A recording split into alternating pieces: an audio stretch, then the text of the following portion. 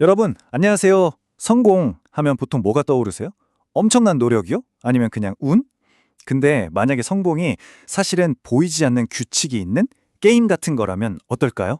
오늘 바로 그 숨겨진 성공의 작동 원리, 그 메커니즘을 한번 제대로 파헤쳐 보려고 합니다. 자, 한번 생각해 보세요. 왜 어떤 사람들은 뭘 해도 잘 되고 또 어떤 사람들은 아무리 애를 써도 계속 제자리 걸음일까요? 이게 단순히 운이나 노력 차일까요? 아닐 겁니다. 성공 뒤에는요, 우리가 미처 보지 못했던 어떤 숨겨진 힘이 작용하고 있거든요. 네, 맞아요. 성공은 그냥 운이나 재능 문제가 아니에요. 마치 숨겨진 규칙이 있는 게임 같은 거죠. 이 말은 뭐냐면 우리가 그 규칙만 제대로 알면 완전히 다른 판을 짤 수 있다는 뜻이에요. 자, 지금부터 그 비밀스러운 규칙들을 하나씩 까보겠습니다. 자, 첫 번째 장입니다. 숨겨진 규칙, 즉 게임의 판을 이해하는 것부터 시작해 볼게요. 모든 게임이 그렇잖아요.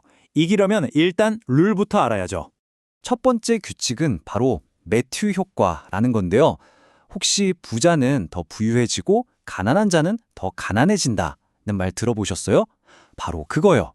아주 작은, 정말 사소한 초기의 이점이 어떻게 나중에 눈덩이처럼 불어나서 엄청난 차이를 만드는지 설명하는 개념입니다. 이게 아주 재미있는 예가 있어요. 예를 들어 같은 학년 아이들이 있다고 쳐요. 근데 1월생이랑 12월생은 거의 한 살 차이가 나잖아요. 그럼 당연히 1월생이 신체적으로 더 클 가능성이 높죠. 그럼 선생님이나 코치는 이 친구 재능 있네? 하면서 더 많은 관심과 기회를 주는 거예요. 바로 이 작은 차이가 나중에는 정말 어마어마한 격차로 벌어지게 되는 거죠. 자, 두 번째 규칙은 생존자 편향이라는 건데요. 이건 진짜 우리가 일상에서 매일 겪는 거예요. 뭐냐면 우리는 성공한 사람들, 그러니까 살아남은 사람들 이야기만 듣고 본다는 거죠. 그 화려한 성공 스토리 뒤에 숨겨진 수많은 실패자들의 이야기는 그냥 싹 다 무시해버리는 경향, 바로 그겁니다. 이 표를 한번 보세요. 좀 충격적이지 않나요? 우리가 보는 건 딱 한 명의 성공한 작가인데 현실은 뭐죠? 그 뒤에 100만 명의 실패한 작가들이 있다는 거예요. DJ도 마찬가지고요. 이러다 보니까 우리는 성공이 되게 쉬운 것처럼 나도 저렇게 될 수 있을 것 같은 그런 착각에 쉽게 빠지게 되는 거죠. 자, 그럼 이제 이런 보이지 않는 규칙들을 알았으니까 그냥 구경만 하고 있을 순 없죠. 이제 우리가 직접 행동에 나설 차례입니다. 지금부터는요, 이 모든 판을 뒤집을 수 있는 단 하나의 습관, 핵심 엔진에 대해 이야기해 볼게요. 그게 바로 핵심 습관이라는 겁니다. 이건 그냥 아침에 일찍 일어나기 같은 좋은 습관 하나를 말하는 게 아니에요.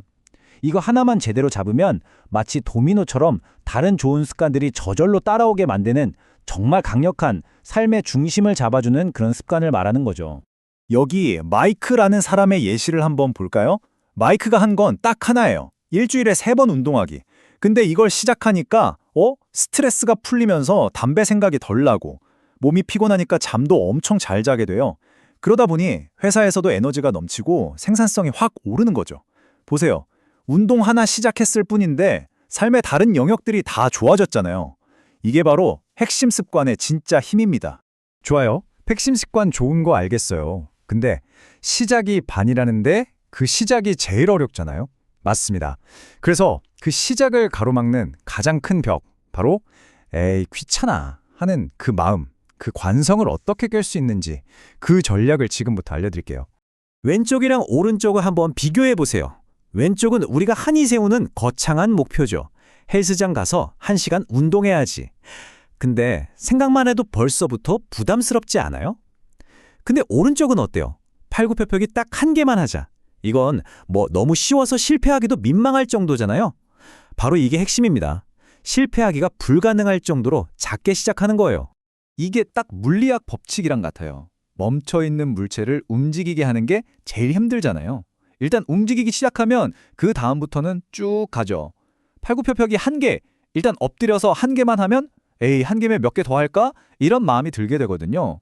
이 미니 습관은 바로 그 첫 번째, 가장 힘든 저항을 깨부수기 위해 만들어진 아주 똑똑한 전략인 셈이죠.